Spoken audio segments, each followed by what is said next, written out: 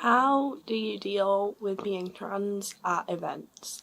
Social events, but specifically family events, like biological family events, where you know that the people know that you are trans, but they're varying in age, varying in acceptance, and you don't really know how to approach an event. How do you deal with that?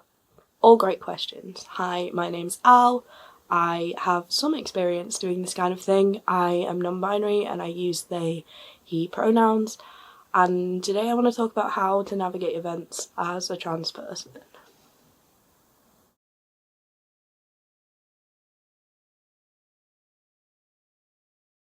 The event that I went to recently was a wedding, and so there were a lot of people there who know me and knew me before I transitioned, and I wasn't really sure how it was going to go. But to be honest, the big thing that helped was the support that I had from my partner and my siblings.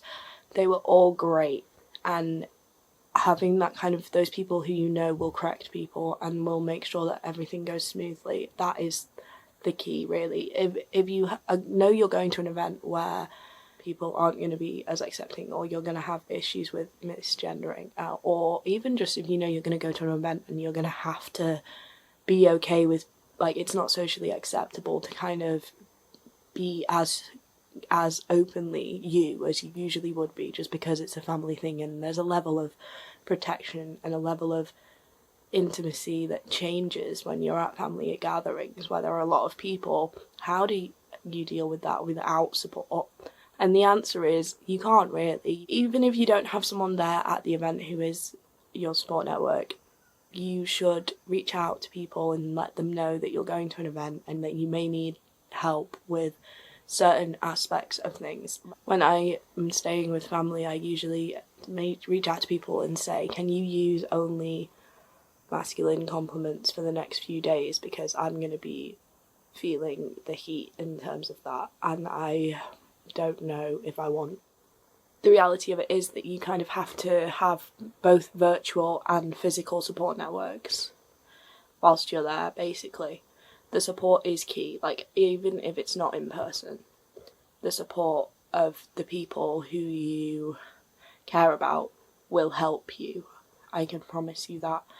And just people knowing that that's where you are and that's what you're doing is also really helpful, because it means that if you don't reach out, they can reach out. People knowing that you're at an event is also really helpful, because then they then know that if you don't reach out to them, they can reach out to you and be like, hey, how was it? Was it a good event?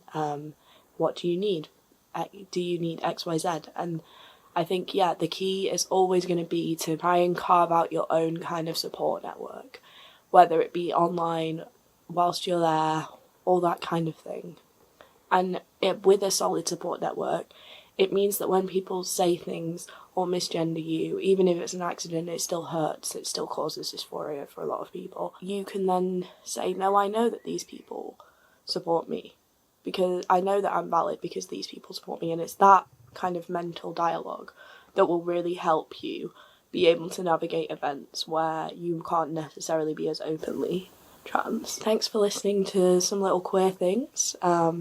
I've been Al, and I will see you next time.